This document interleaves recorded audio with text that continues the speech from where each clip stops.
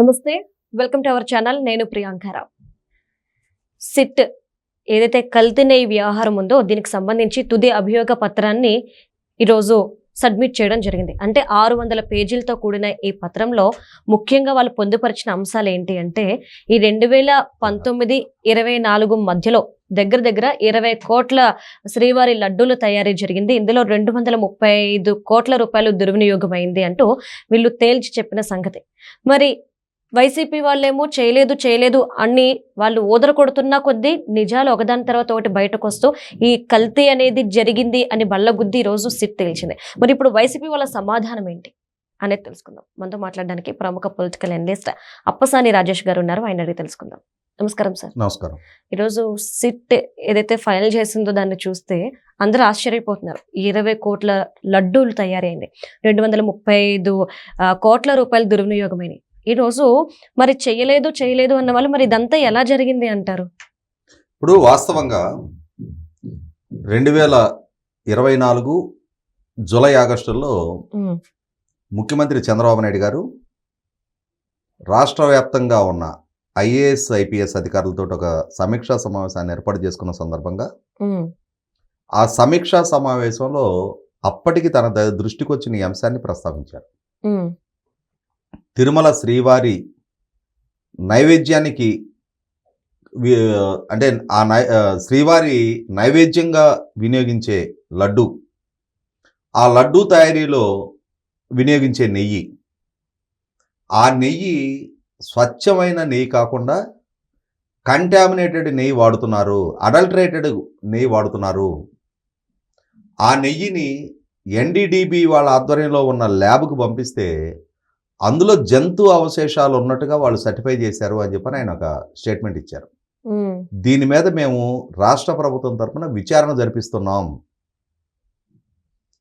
శ్రీవారి పవిత్రతని, అక్కడ కోట్లాది మంది భక్తుల మనోభావాలని ఇంతగా దెబ్బతీస్తారా, గాయపరుస్తారా అని చెప్పని ఆయన ఒక స్టేట్మెంట్ ఇస్తే అది దేశవ్యాప్తంగా ప్రపంచవ్యాప్తంగా ఉన్న శ్రీవారి భక్తులలో ఒక సంచలనానికి కారకమైంది. ఎవరికి వాళ్ళు ఉలిక్కిపడ్డారు. అరే మేము పోయిన నెలలో వెళ్ళొచ్చాము, మేము 6 నెలల నాడు వెళ్ళొచ్చాము, మేము సంవత్సరం నాడు వెళ్ళొచ్చాము, మేము తీసుకున్న ప్రసాదం ఈ విధమైన పదార్థంతో తయారు చేయబడిందా? ఎందుకంటే ఇక్కడ ఒకటి, అత్యంత పవిత్రంగా శ్రీవారి ప్రసాదంగా ప్రతి ఒక్కళ్ళు కళ్ళకద్దుకొని తీసుకునే ప్రసాదం. 2, అది శ్రీవారి ప్రాంగణం అపవిత్రమైంది అన్నది ఒక అంశం. రెండోది, సహజంగానే హిందూ సమాజంలో అందరికందరూ నాన్ వెజ్ తినేవాళ్ళు ఉండరు. అవును సార్. చాలా మంది తరతరాలుగా అత్యంత శుచి శుభ్రతలతోటి మడిగట్టుకొని వాళ్ళు ప్రతిరోజు సంధ్యావందనం చేస్తూ పూర్తి శాకాహారులుగా జీవించే వాళ్ళు ఉంటారు. అటువంటి వాళ్ళు కూడా ఇటువంటి లడ్డు మేము తీసుకున్నాము అని అనగానే, అరే ఇన్నాళ్ళుగా మేము ఆచరిస్తూ వస్తున్న ఆచార వ్యవహారాలు మొత్తం మంట కలిసినాయి కదా అని చెప్పని మనోవేదన చెందారు. నేను పార్టిసిపేట్ చేసిన కొన్ని ప్యానల్ డిబేట్స్లో కొందరు బ్రాహ్మణ ప్రతినిధులు ఆ చర్చల్లో పాల్గొన్న వాళ్ళు లైవ్ డిబేట్లో కళ్ళనీళ్ళ పర్యంతరమైన సంఘటన చూశాను నేను ప్రత్యక్షంగా. నా సమక్షంలో నేను పార్టిసిపేట్ చేసిన ప్యానల్లోనే ఎదురైనాయి ఆ పరిస్థితులు. జీవితకాలం మేము ఆచార వ్యవహారాలకి ప్రాధాన్యత ఇస్తూ వచ్చాం. ఇవాళ ఈ ప్రభుత్వం చేసిన ఈ నిర్వాహక పర్యవసానం, జగన్ రెడ్డి అనే అతని పాలనలో జరిగిన ఈ నిర్వాహక పర్యవసానం మా ఆచార వ్యవహారాలు కూడా మంటగలిసినాయి కదా అని చెప్పని ఇలా సంచలనాల కారకమవుతున్న సందర్భంలో వైసీపీ పార్టీని, వైసీపీ ప్రభుత్వ హయాంలో తిరుపతి ధర్మకర్తల మండలి అధినేతలుగా కొనసాగిన వైవి సుబ్బారెడ్డిని, భూమన కరుణాకర్ రెడ్డిని సమాజం ఊసిపెడతా ఉంది. అప్పుడు వైవి సుబ్బారెడ్డి ప్రభుత్వం ద్వారా సిట్టు ద్వారా విచారణ జరుపుతా, ఆ విచారణలో విస్తుగొలిపే వాస్తవాలు ఒక్కొక్కటిగా వెలుగులోకి వస్తూ ఈ జరిగిన అక్రమాలేంటి, ఎంత క్వాంటిటీలో ఎన్నాళ్ల పాటు అక్రమాలు చోటు చేసుకున్నాయి, ఎంత క్వాంటిటీ ఈ నెయ్యి లాంటి పదార్థం సరఫరా చేయబడింది, అసలు ఈ సరఫరా చేయడానికి పాలక మండలిలో ఉన్న వాళ్ళు ఏ విధంగా సహకరించారన్న వాస్తవాలు వెలుగు తీస్తున్న నేపథ్యంలో ఈ రోజు కాకపోతే రేపైనా సరే ఏ కలుగుల్లో ఉన్న వాళ్ళనైనా సరే జుట్టు పట్టుకొని బయటికి లాక్కొచ్చి సమాజం ముందు దోషులుగా నిలబెడతారన్న వణుకు మొదలైన తర్వాత వైవి సుబ్బారెడ్డి సుప్రీంకోర్టుని అప్రోచ్ అయ్యాడు. సాక్షాత్తు జగన్ రెడ్డి ప్రెస్ మీట్ పెట్టి మన ఆలయ ప్రతిష్ట మనం మంట కలుపుకుంటామా, ఎంత బాధ్యత రాహిత్యంతో ముఖ్యమంత్రి ప్రకటన చేశాడు అని చెప్పని, అంటే తాను అమాయకుడిని ఆణిముచ్చానని చెప్పుకునే క్రమంలో ఈ ప్రకటన చేసిన చంద్రబాబు గారిని నిందిస్తూ వచ్చాడు. అదే నిందా పర్వాన్ని కొనసాగిస్తా వైవి సుబ్బారెడ్డి కూడా సుప్రీంకోర్టుని అప్రోచ్ అయ్యి రాజకీయ దురుద్దేశంతో కక్ష సాధింపు దూరంతో ఈ సిట్ ద్వారా విచారణ జరిపిస్తా ఉన్నారు.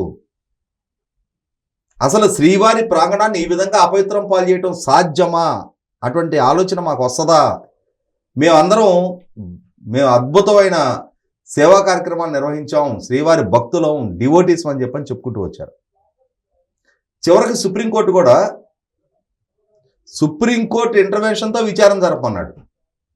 అతని అభ్యర్థాన్ని పరిగణలోకి తీసుకున్న సుప్రీంకోర్టు రాష్ట్ర ప్రభుత్వం నియమించిన సిట్టు విచారణని స్తంభింపజేస్తూ తానే స్వయంగా సిబిఐ డైరెక్టర్ పర్యవేక్షణలో సిబిఐ జాయింట్ డైరెక్టర్ ప్రభు గారి ఆధ్వర్యంలో ఒక కమిటీని నియమించింది. దాంట్లో 2 సీనియర్ సిబిఐ అధికారులు, అలాగే 2 రాష్ట్ర ప్రభుత్వ ఐపీఎస్ అధికారులు, ఒకరు నేషనల్ ఫుడ్ సేఫ్టీ అండ్ స్టాండర్డ్కి సంబంధించిన అధికారి. వీళ్ళకి తోడు రాష్ట్రానికి సంబంధించిన ఒక 30-40 మంది సమర్థులైన అధికారులతో ఒక బృందాన్ని నియమించి వీళ్ళ పర్యవేక్షణలో విచారణ చేయమన్నారు. అంటే ఇవాళ కోర్టుకి ఛార్జ్షీట్ సబ్మిట్ చేసిన సిబిఐ బృందాన్ని, ఆ బృందం చేత విచారణ జరిపించమని చెప్పని కోరింది వైవి సుబ్బారెడ్డి. సుప్రీంకోర్టుకి వెళ్ళి నియమింపజేసుకున్నాడు. అదే బృందం విచారణ జరిపింది. వాళ్ళ అదే బృందం జరిపిన విచారణలో ఏం తేడతలమైంది? 2019-24 మధ్య 60,10,000 కిలోల నెయ్యి లాంటి పదార్థాన్ని బోలేబాబా డైరీ అనే డైరీ నుంచి సరఫరా చేశారు. అలా సరఫరా చేయటానికి అప్పటి వరకు కర్ణాటక రైతు సమాఖ్యకు సంబంధించిన నందిని బ్రాండ్ నెయ్యి, కోఆపరేటివ్ ఫెడరేషన్, అది కర్ణాటకలో ఆవు పాలు ఎక్కువ. ఆ కర్ణాటక రైతు సమాఖ్య వాళ్ళు ఆ నెయ్యిని శ్రీవారి ప్రసాదానికి కదా అనే ఉద్దేశంతో ఎన్నో సంవత్సరాలుగా నో ప్రాఫిట్ నో లాస్ బేసిస్లో వాళ్ళు సప్లై చేస్తూ ఉన్నారు. బెస్ట్ క్వాలిటీ నెయ్యి వాళ్ళు సప్లై చేస్తూ ఉన్నారు. ఆ బెస్ట్ క్వాలిటీ నెయ్యి సప్లై చేసేటప్పుడు డెఫినెట్గా రేటు కొంచెం ఎక్కువగానే ఉంటుంది. ఆ రేటు కూడా కాంపిటేటివ్ మార్కెట్లో రీటైల్గా అమ్ముతున్న రేటుతో కంపేర్ చేసినప్పుడు చాలా తక్కువ ధరకే వాళ్ళు సప్లై చేస్తూ ఉన్నారు. అయినా సరే వైవి సుబ్బారెడ్డి నేతృత్వంలో ఉన్న ధర్మకర్తల మండలి వాళ్ళు శ్రీవారి ప్రసాదం తయారీలో వినియోగించే నెయ్యిని బెస్ట్ క్వాలిటీ ప్రాతిపదిక మీద కొనుగోలు చేయాలి తప్ప లోయెస్ట్ రేట్ అనే ప్రాతిపదిక మీద కొనుగోలు చేయమని వాళ్ళకి ఎవరు చెప్పారు? నీకు శ్రీవారి పవిత్రతను కాపాడే బాధ్యత నీది. అటువంటి బాధ్యత నీది అయి ఉన్నప్పుడు, కోట్లాది మంది భక్తుల మనోభావంతో ముడిపడ్డ అంశమై ఉన్నప్పుడు నువ్వు బెస్ట్ క్వాలిటీకే ప్రాధాన్యత ఇవ్వాలి.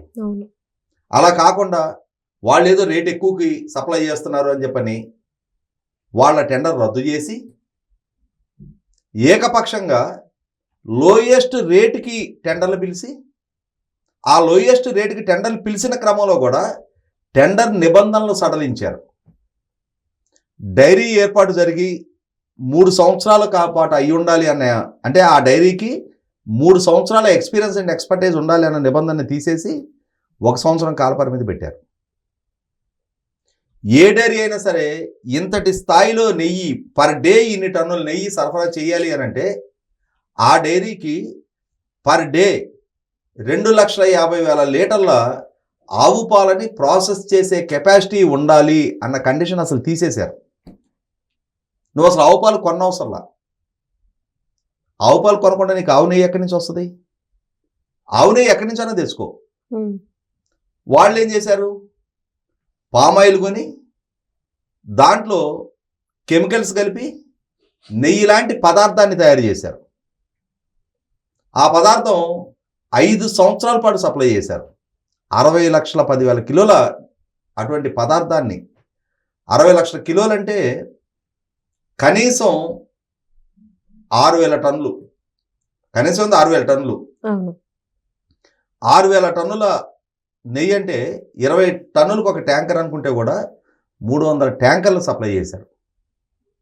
వాళ్ళు సరఫరా చేసిన ఆ పదార్థంతో 20 కోట్ల లడ్డూలు తయారైనాయి.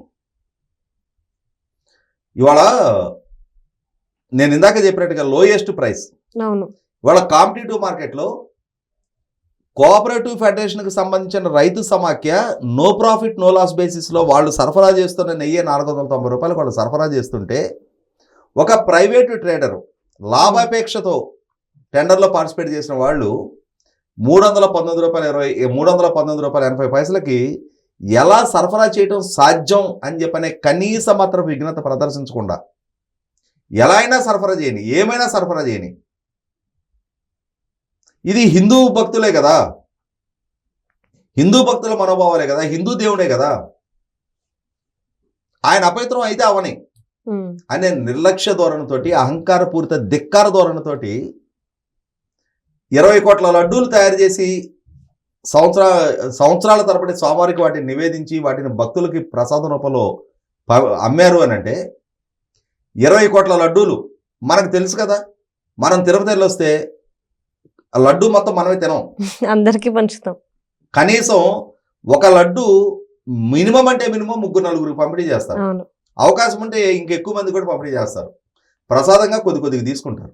అంటే 20 కోట్ల లడ్డూలు కనీస పక్షంగా లెక్కేసుకున్న 70-80 కోట్ల మందికి పంపిణీ చేయబడింది ఇన్ని సంవత్సరాలుగా. అంతమంది అత్యంత పవిత్రమైన శ్రీవారి ప్రసాదంగా భావించి కళ్ళకు అద్దుకొని తీసుకున్నారు. ఇవాళ అంతిమంగా ఇన్ని కోట్ల మంది మనోభావాలకి, వాళ్ళు గాయపడ్డ మనోభావాలకి ఏం సమాధానం చెప్తారు? ఇది హిందూ మతం కాకుండా, ఇది హిందూ ఆలయానికి సంబంధించి కాకుండా, హిందూ భక్తులకు సంబంధించి కాకుండా ఉండుంటే ఇదే అపచారం, ఇదే అపవిత్రమైన కార్యక్రమాలు, ఇదే నేరపూరితమైన చర్యలు వేరే ఇంకేదైనా మతానికి సంబంధించి కనుక ఈ విధమైన సాహసానికి వీళ్ళు ఒడిగట్టి ఉన్నట్టయితే ఏం జరుగుండేదో ఒక 2 ఎగ్జాంపుల్స్ చెప్తాను నేను. గతంలో సాల్మన్ రష్డీ అని చెప్పిన ఒక రచయిత ఉండేవాడు. అతను మహమ్మద్ ప్రవక్త గురించి ప్రస్తావిస్తూ శాటానిక్ వర్సెస్ అని చెప్పని ఒక బుక్ రాశాడు. ఆ బుక్ రాసినందుకు మహమ్మద్ ప్రవక్తని కించపరుస్తూ నువ్వు బుక్ రాస్తావా అని చెప్పని, అతను అంతర్జాతీయ స్థాయిలో చాలా పేరెన్నికగల రచయిత అయినా సరే ఇరాన్ అధ్యక్షుడు ఆయతుల్లా ఖొమైనీ ఇతన్ని చంపిన వాళ్ళకి ఇన్ని $1 మిలియన్ నేను బహుమతిగా ఇస్తానని చెప్పని బహిరంగంగా ఫత్వా జారీ చేశాడు. అతని తల నరికిన వాళ్ళకి. అంటే మహమ్మద్ ప్రవక్తకు వ్యతిరేకంగా ఒక గ్రంథం రాస్తేనే సహించలేకపోయారు. అలాగే ఈ మధ్యకాలంలో చూసాం మనం, పగడాల ప్రవీణ్ అని చెప్పని ఒక ఫాస్టర్, అవును అతను రోడ్డు ప్రమాదంలో చనిపోతే దాన్ని హత్యగా భ్రమింపజేస్తూ ఎంత హంగామా సృష్టించారు. అవును క్రైస్తవ సమాజం మీద జరుగుతున్న దాడిగా ఎలా చిత్రీకరించారు. అవును మరి క్రైస్తవులు అంత సెన్సిటివ్గా రెస్పాండ్ అవుతా ఉన్నప్పుడు, ఇస్లాము అపచారం జరిగింది అని చెప్పని, మహమ్మద్ ప్రవక్తకి అపచారం జరిగింది అని మహమ్మదీయులు అంత షార్ప్గా రెస్పాండ్ అవుతా ఉన్నప్పుడు, ఇన్ని కోట్ల మంది మనోభావాల్ని గాయపరిచిన హిందూ సమాజాన్ని ఎంతగా అవహేళన చేయాలో అంతగా అవహేళన చేసిన జగన్మోహన్ రెడ్డి ప్రభుత్వాన్ని, వైవి సుబ్బారెడ్డి, భూమన కరుణాకర్ రెడ్డి నేతృత్వంలో ఉన్న పాలక మండలిని, నాటి ఎగ్జిక్యూటివ్ ఆఫీసర్గా పనిచేసిన ధర్మారెడ్డిని దేనితో పనిష్ చేయాలి, ఏ శిక్షలు విధించాలి? ఇవాళ వాళ్ళు కోరిన సిట్టు జరిగిన తప్పు నిర్ధారిస్తూ 600 పేజీల ఛార్జ్షీట్ ఫైల్ చేసింది. ఈ తప్పుకు పాల్పడ్డ చాలామంది అరెస్ట్ అయ్యి జైళ్లలో ఉన్నారు. వైవి సుబ్బారెడ్డి పిఏగా పనిచేసిన చిన్నప్పన్న అనేవాడు అంటే 319 రూపాయలు 80 పైసలకు వాళ్ళు సప్లై చేస్తుంటే వాళ్ళని కిలోకి 25 రూపాయలు వీడు మామూలు అడిగాడంట. అంటే అప్పుడు దాని అసలు ఖరీదు ఎంతైనట్టు? అంటే ఏ రేటుకి వాళ్ళు సప్లై చేయాలి? 296 రూపాయలకి. అది సాధ్యమేనా? 294 రూపాయలకి. అంటే నువ్వు ఏమైనా సప్లై చేసుకో, మాకు మామూలు ఇస్తే చాలు. దీనికి సహకరించిన వాళ్ళు, ఈ అక్రమాన్ని కొనసాగించిన వాళ్ళు, బుకాయించిన వాళ్ళు, ప్రజల మనోభావాలతోటి ఆటలు ఆడుకున్న వాళ్ళు ఖచ్చితంగా దీనికి తగిన మూల్యం చెల్లింపజేయాల్సిన బాధ్యత హిందూ సమాజాన్ని. ఇవాళ హిందూ సమాజానికి ప్రతినిధులుగా చలామణవుతున్న చాలామంది పీఠాధిపతులు ఉన్నారు, గురువులు ఉన్నారు. వాళ్ళందరూ కూడా స్పందించాల్సిన అవసరం ఉంది. ప్రభుత్వ పరంగా కూడా ఇలా ఇన్ని కోట్ల మంది మనోభావాలతో ఆటలాడుకున్న వీళ్ళ మీద కఠినమైన సెక్షన్లతో కేసులు నమోదు చేయాల్సిన బాధ్యత ఉంది. Right. Thank you so much sir.